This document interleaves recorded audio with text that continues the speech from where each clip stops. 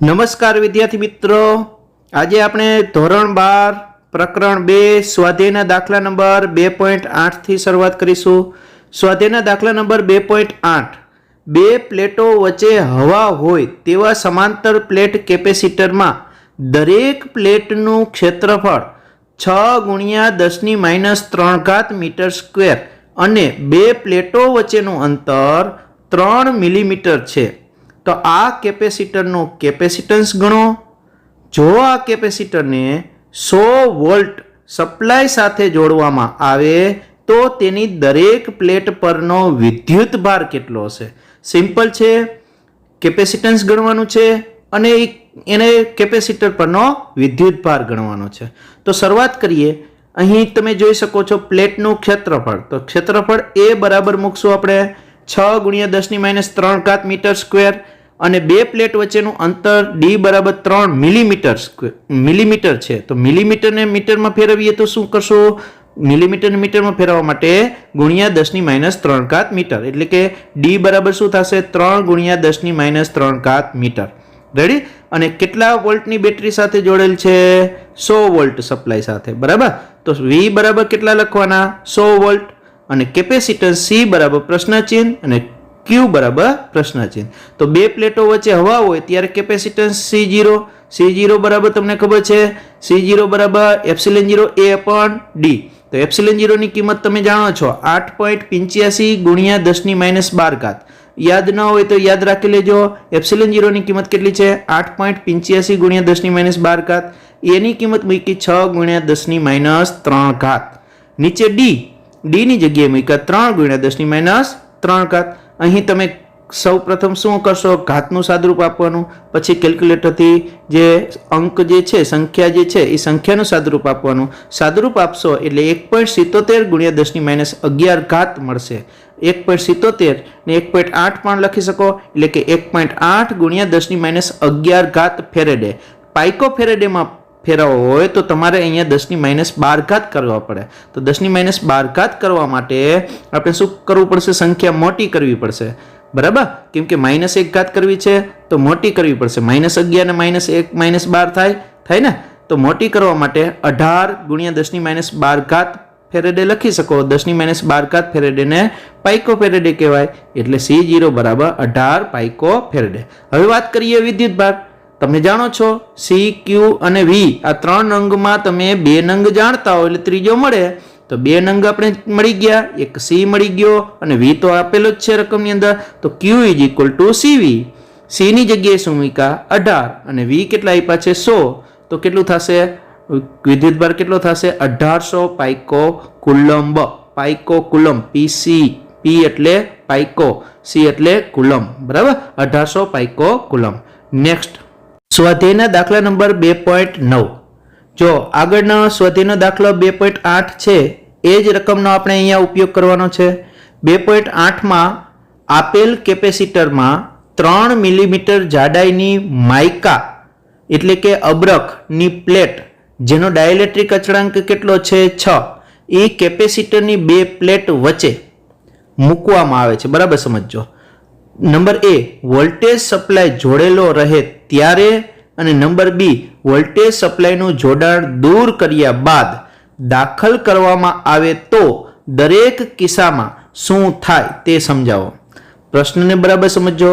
ફરી એક વખત સમજાવો. આગળનો દાખલો જે છે 2.8 એ જ કેપેસિટરની અંદર શું 3 મિલીમીટર માઇકાની એક અબરખની પ્લેટ કે જેનો ડાઇલેક્ટ્રિક અચળાંક 6 છે, એને એક તો વોલ્ટેજ સપ્લાય જોડેલો હોય એટલે કે બેટરી સાથે કેપેસિટર જોડેલું હોય ત્યારે આ માઇકાની પ્લેટને અંદર દાખલ કરવાની છે. બરાબર? ત્યારે દરેક કિસ્સામાં શું થાય એ કહેવાનું છે. દરેક કિસ્સા એટલે શું? એનો વિદ્યુત ભાર, કેપેસિટન્સ અને વિદ્યુત સ્થિતિમાન, આ ત્રણેય બાબતની આપણે ચર્ચા કરવાની છે. અને વોલ્ટેજ સપ્લાયને દૂર કર્યો હોય ત્યારે આ અબરખની પ્લેટને દાખલ કરવામાં આવે ત્યારે શું થાય આ ત્રણેય વસ્તુમાં, એની આપણે વાત કરવાની છે. બરાબર? તો પહેલા આપણે આગળના કેપેસિટન્સ કેટલું મળ્યું હતું? C0 2.8માં તમને આ પ્રશ્ન પરીક્ષામાં પૂછે તો તમને સ્વાધ્યાય 2.8 માં એવું ન આપે, પણ અહીંયા તમને આપી દે કે કેપેસિટરનું કેપેસિટન્સ 18 પાઇકોફેરેડે છે અને એના ઉપરનો વિદ્યુત ભાર જે છે એ 1.8 × 10⁻⁹ કુલમ છે, બરાબર. તો એમાં માઇકાની પ્લેટ દાખલ કરવામાં આવે વોલ્ટેજ સપ્લાય જોડેલો હોય ત્યારે અને વોલ્ટેજ સપ્લાય દૂર કરેલો હોય ત્યારે, તો દરેક કિસ્સા માટે સમજાવો. એવી રીતે તમને બોર્ડની પરીક્ષામાં પ્રશ્ન પૂછે, એટલે કે આગળની વેલ્યુ તમને આપી દીધેલી હોય જો આ પ્રશ્ન પૂછાય તો, બરાબર. તો C0 બરાબર શું લખશું આપણે? આગળનો જે જવાબ આવ્યો છે એ જ 18 પાઇકોફેરેડે અને Q0 ની જગ્યાએ શું લખશું? 1.8 × 10⁹ કુલમ, બરાબર. હવે K બરાબર શું થશે? 6, બરાબર. એ તો આપેલા છે અહીંયા રકમમાં. તો હવે નંબર એ, જ્યારે વોલ્ટેજ સપ્લાય જોડેલ હોય ત્યારે કેપેસિટરની બે પ્લેટો વચ્ચેનો PD એટલે કે વિદ્યુત સ્થિતિમાનનો તફાવત વોલ્ટેજ કેવો રહીએ? અચળ રહીએ. કેમ કે આપણે આગળના દાખલામાં આપેલું છે કે કેટલા પાવર સપ્લાય સાથે જોડવામાં આવે? 100 વોલ્ટના. તો અહીંયા V બરાબર કેટલો રહેશે? 100 વોલ્ટ રહેશે. પણ કેપેસિટન્સ K ગણું થાય. કેટલા ગણું થાય? K ગણું. ખબર છે ને? ડાયલેક્ટ્રિક અચળાંક ઉમેરીએ, ડાયલેક્ટ્રિક અચળાંક K ધરાવતું ડાયલેક્ટ્રિક મટીરિયલ જ્યારે કેપેસિટરની બે પ્લેટ વચ્ચે એડ કરવામાં આવે, દાખલ કરવામાં આવે ત્યારે નવું કેપેસિટન્સ જે છે એ પ્રારંભિક કેપેસિટન્સ કરતા K ગણું થાય. તો કેપેસિટન્સ C બરાબર KC0. K કેટલા છે? 6. C0 કેટલા છે? 18. તો કેટલા થશે? 108 પાઇકોફેરેડે, બરાબર. તો C મળ્યા. હવે V ની વાત થઈ ગઈ, V બરાબર 100 વોલ્ટ. C ની વાત થઈ ગઈ 108 પાઇકોફેરેડ. હવે કોની વાત કરવાની? વિદ્યુતભારની. તો તમે જાણો છો C અને V જાણતા હોય તો Q વિદ્યુતભાર શોધવા માટે Q = CV. C આપણા કેટલા? 108. V કેટલા? 100, બરાબર. અને ગુણ્યા આ પાઇકોફેરેડે છે એટલે 10⁻12 મૂક્યા, બરાબર. અને સાદુરૂપ આપીએ તો 1.08 × 10⁻8 કુલમ વધે. તો વિદ્યુતભાર કેટલો વધશે? 1.08 × 10⁻8 કુલમ. હવે બરાબર સમજો. B, વોલ્ટેજ સપ્લાય છોડી નાખતા કેપેસિટરની પ્લેટ પરનો વિદ્યુતભાર અચળ રહીએ. હવે આપણે ભલે ને સ્વિચ બંધ કરી દે, પણ કેપેસિટર તો જેટલું ચાર્જ થવાનું હતું એટલું થઈ જ ગયું છે. તો વિદ્યુતભાર જે પેલા છે એટલો જ રહેવાનો છે. તો વિદ્યુતભાર Q0 = શું? આગળનો જે મળ્યો એ જ કયો? 1.8 × 10⁻9 કુલમ રહેવાનો છે. આગળના દાખલામાં મેળવો તો Q0 બરાબર 1.8 × 10⁻9 કુલમ. અને કેપેસિટન્સ તો કેટલું? K ગણું જ થવાનું છે. તો KC0 = 6 × 18 બરાબર શું થશે? 108 PF. કેપેસિટન્સ એટલું ને એટલું રહેશે, બરાબર. પાવર સપ્લાય જોડેલ હોય કે પાવર સપ્લાય દૂર કરવામાં આવે, નવું કેપેસિટન્સ જે K ગણું થતું હતું એ જ રહેવાનું છે, બરાબર. પરંતુ હવે વોલ્ટેજ સપ્લાય દૂર કર્યો હોય અને ડાયલેક્ટ્રિક મટીરિયલ છે અંદર દાખલ કરેલું હોય તો વિદ્યુત સ્થિતિમાનમાં ફેર પડશે. કેમ કે વિદ્યુત ક્ષેત્ર બદલાય. તમને ખબર હોય તો વિદ્યુત ક્ષેત્ર કેમાં ભાગનું થઈ જાય ને? વિદ્યુત ક્ષેત્ર ડાયલેક્ટ્રિક અચળાંક મૂકવામાં આવે તો વિદ્યુત ક્ષેત્ર કેમાં ભાગનું થઈ જાય? એ જ રીતે વિદ્યુત સ્થિતિમાન પણ કેમાં ભાગનું થઈ જાય? તો નવું વિદ્યુત સ્થિતિમાન V બરાબર પ્રારંભિક વિદ્યુત સ્થિતિમાન V0 ભાગ્યા K. V0 પ્રારંભમાં કેટલું હતું? 100 વોલ્ટ. 100 ભાગ્યા K. K એટલે 6 કરવાના, બરાબર. એટલે તમને અહીંયા જવાબ આવશે. હવે જોઈએ દાખલા નંબર 2.10. 12 પાઇકોફેરેડેનું એક કેપેસિટર 50 વોલ્ટની બેટરી સાથે જોડેલું છે. કેપેસિટરમાં કેટલી સ્થિતિ ઉર્જા જે છે એ સંગ્રહ પામે? આ વિદ્યુત સ્થિતિ ઉર્જા કેટલી સંગ્રહ પામે એ શોધવાનું છે. સિમ્પલ. શું આપેલું છે? C કેટલું? 12 પાઇકોફેરેડે. એને ફેરેડેમાં ફેરવા 12 × 10⁻12 ફેરેડે. અને V 50 વોલ્ટ. તો તમે જાણો છો સ્થિતિ ઉર્જાના 3 સૂત્ર છે, ખબર છે ને? U બરાબર 1/2 CV², U બરાબર 1/2 Q²/C અને U બરાબર 1/2 QV. આ 3 સૂત્રમાંથી જે ભૌતિક રાશિ બે આપેલી હોય એ પ્રમાણેનું સૂત્ર વાપરવાનું હોય. તો અહીંયા શું આપેલું છે? C અને V આપેલા છે. તો આપણું સૂત્ર કયું લાગુ પડશે? U = ½ CV², બરાબર. તો 1/2 C ની જગ્યાએ શું મૂક્યા? 12 ગુણ્યા 10⁻12 v ની જગ્યાએ કેટલા મૂક્યા 50 એનો સ્ક્વેર છે અહીંયા વર્ગ કરવાનો બરાબર વર્ગ કરશો સાદુરૂપ આપશો તમે અહીંયા એટલે કેટલો જવાબ આવશે 1.5 ગુણ્યા 10⁻8 જૂલ આવશે બરાબર તો કેટલી સ્થિત વિદ્યુત ઉર્જા સંગ્રહ પામશે તો કે U બરાબર 1.5 ગુણ્યા 10⁻8 જૂલ ઉર્જા સંગ્રહ પામશે એકદમ સિમ્પલ દાખલો છે MCQ માં આવા પ્રશ્નો છે એ પૂછાઈ શકે છે નેક્સ્ટ સ્વાધ્યાયના દાખલા નંબર 2.11 આ દાખલો આપણે બે મેથડથી કરશું બે મેથડમાંથી તમને જે મેથડ યોગ્ય લાગે એ મેથડથી તમે એક્ઝામમાં પણ ગણી શકો છો અને તમારે પણ એ કોઈ પણ એક મેથડથી પ્રેક્ટિસ કરવાની છે તો સૌપ્રથમ રકમ વાંચીએ 2.11 6 પાઇકોફેરેડેનું એક કેપેસિટર 200 વોલ્ટના સપ્લાય વડે વિદ્યુત ભારિત કરવામાં આવે છે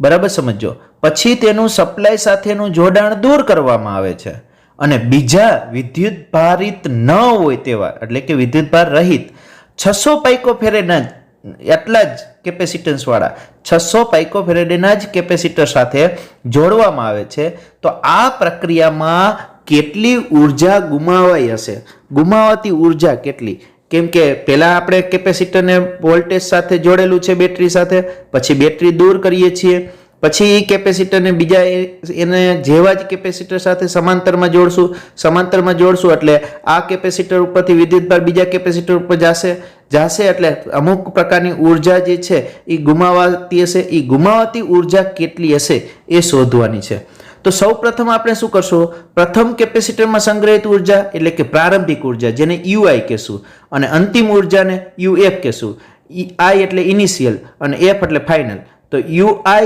is equal to half CV² 1/2 CV² છે એમાં 1/2 ગુણ્યા C ની કિંમત 600 પાઇકોફેરેડેના 10⁻12 અને V કેટલા આપ્યા છે 200 નો વર્ગ આનું સાદુરૂપ આપશો એટલે 12 ગુણ્યા 10⁻6 જૂલ બરાબર સમજો આ ઉર્જા છે પ્રારંભિક ઉર્જા છે ક્યારની જ્યારે બેટરી જોડેલ છે ત્યારે એક કેપેસિટરની ઉર્જા છે પ્રારંભિક ઉર્જા કેટલી છે UI બરાબર 12 ગુણ્યા 10⁻6 જૂલ હવે આપણે શું કરવાનું છે સપ્લાય દૂર કર્યો સપ્લાય દૂર કરી વિદ્યુતભાર વિહીન કેપેસિટર જે છે 600 પાઇકોફેરેડનું એ કેપેસિટર જોડતા વિદ્યુતભાર અડધો થઈ જશે કેમ કે અડધો આ કેપેસિટર ઉપર રહેશે અને અડધો બીજા કેપેસિટર અડધો જ થશે એનું કારણ શું તો કે બંને કેપેસિટર જે છે એનું કેપેસિટન્સ સરખું છે બંને 600 પાઇકોફેરેડના છે એટલે કેપેસિટરના બંને કેપેસિટર ઉપર સરખો વિદ્યુતભાર જશે સરખા ભાગ પડશે અને બંને કેપેસિટર ઉપર વિદ્યુત સ્થિતિમાન કેવું હશે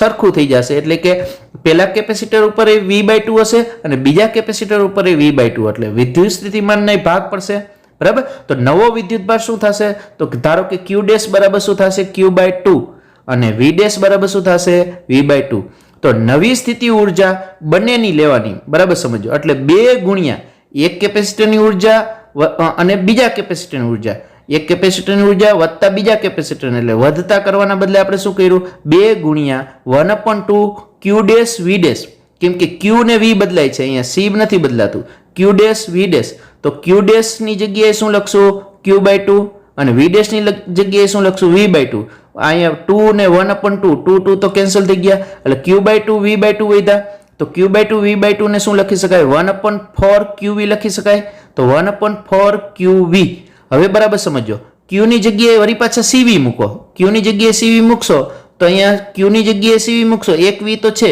તો Q ની જગ્યાએ CV મૂકતા શું થશે CV² થઈ જશે અને 1/4 ના બે ભાગ પાડ્યા 1/2 ગુણ્યા 1/2 અને Q ની જગ્યાએ CV મૂક્યા એટલે CV² થઈ ગયા તો બરાબર 1/2 CV² એ તો આગળ છે જ UI 1/2 CV² આપણે આગળ શોધ્યા જો UI તો 1/2 CV² ની જગ્યાએ UI મૂક્યા અહીંયા બરાબર છે બરાબરની નિશાની છે બરાબર UI ના છેદમાં 2 આખું 1/2 CV² છે એની જગ્યાએ UI મૂક્યા બીજા તો 1/2 છે જ તો UI/2 તો UI કેટલા હતા 12 ગુણ્યા 10⁻6 ભાગ્યા 2 એટલે 12 ભાગ્યા 2 કરો એટલે 6 થઈ જાય 6 ગુણ્યા 10⁻6 જૂલ તો UF મળ્યા હવે VI પામતી ઉર્જા એટલે ઉર્જાનો તફાવત ડેલ્ટા U બરાબર શું થશે ઇનિશિયલ માઇનસ ફાઇનલ એટલે કે પ્રારંભિક ઉર્જા માઇનસ અંતિમ ઉર્જા UI માઇનસ UF UI શું છે 12 ગુણ્યા 10⁻6 યુએફ શું છે 6 ગુણ્યા 10 ની માઇનસ 6 ઘાત માઇનસ કર્યા 10 ની માઇનસ 6 ઘાત કોમન કાઢ્યા 12 માંથી 6 જાય તો 6 તો અહીંયા વીઆઈ પામતી ઉર્જા જે છે એ ડેલ્ટા યુ બરાબર 6 ગુણ્યા 10 ની માઇનસ 6 ઘાત જૂલ થશે બરાબર. બીજી મેથડ જોઈએ તો આ બીજી મેથડમાં જોઈએ તો બીજી મેથડનો ફાયદો એ છે કે જો અહીંયા કેપેસિટન્સ જે છે એ બીજું કેપેસિટર જે છે એનું કેપેસિટન્સ જુદું હોય તો પણ તમે આ મેથડ વાપરી શકશો, પણ અહીંયા તમારે ગુમાવાતી ઉર્જા માટે એટલે કે ઉર્જાના ઘટાડા માટેનું સૂત્ર જે છે એ તમારે યાદ રાખવું પડશે. અહીંયા તમે સૂત્ર જોઈ શકો છો ડેલ્ટા યુ બરાબર C1 C2 V1 minus V2 નું આખાનો સ્ક્વેર અને છેદમાં 2 C1 વત્તા C2 એટલે કે 1/2 CV સ્ક્વેર અપોન C એના જેવું જ છે. જો કેમ કે C ભાગાકારમાં કેમ છે તો કે અહીંયા C1 C2 2 છે એટલે બરાબર, અને છેદમાં શું C1 પ્લસ C2 છે. તો આ સૂત્ર યાદ રાખવું પડશે ડેલ્ટા યુ બરાબર C1 C2 V1 minus V2 એટલે કે વિદ્યુત સ્થિતિમાનના તફાવત એનો સ્ક્વેર છેદમાં 2 C1 વત્તા C2 બરાબર. તો આપણે સમજીએ પહેલા તો અહીંયા કેપેસિટર પહેલું જે કેપેસિટર છે એનું કેપેસિટન્સ કેટલું છે C1 બરાબર 600 પાઇકોફેરેડ. બીજા કેપેસિટરનું કેપેસિટન્સ પણ કેટલું છે અહીંયા સરખું છે, કદાચ સરખું ન આપ્યું હોય તો પણ તમે આ સૂત્રની મદદથી તમે શોધી શકો C2 બરાબર 600 પાઇકોફેરેડ.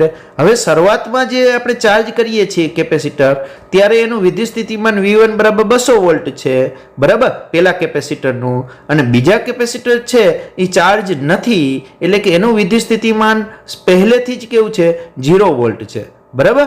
તો હવે ઉર્જામાં ઘટાડો ડેલ્ટા યુ બરાબર C1 C2 કૌંસમાં V1 માઇનસ V2 આખાનો સ્ક્વેર છેદમાં 2 C1 પ્લસ C2.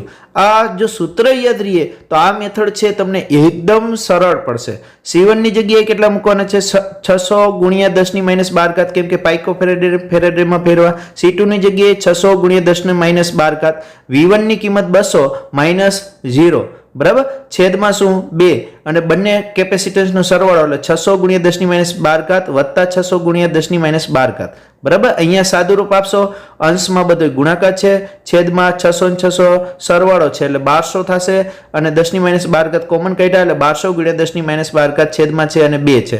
આનું સાદું રૂપ આપશો એટલે ડાયરેક્ટ જવાબ આવશે ગુમાવાતી ઉર્જા જે છે એ મળશે સીધી. અહીંયા કેટલી મળે છે 6 ગુણ્યા 10 ની માઇનસ 6 ઘાત જૂલ મળે છે. તો આ મેથડ તમને એકદમ સરળ પડશે એટલે બે માંથી કોઈ પણ એક મેથડ તમારે યાદ રાખવાની. હું તો કહું તમારે એકદમ સિમ્પલ રીતે અને સરળ રીતે કરવો હોય તો અહીંયા તમારે ફોર્મ્યુલા યાદ રાખવી પડશે, પરંતુ આ ફોર્મ્યુલા યાદ રાખશો તો આ મેથડ તમને સરળ પડશે. તો આજે આટલું રાખશો. થેન્ક યુ વિદ્યાર્થી મિત્રો.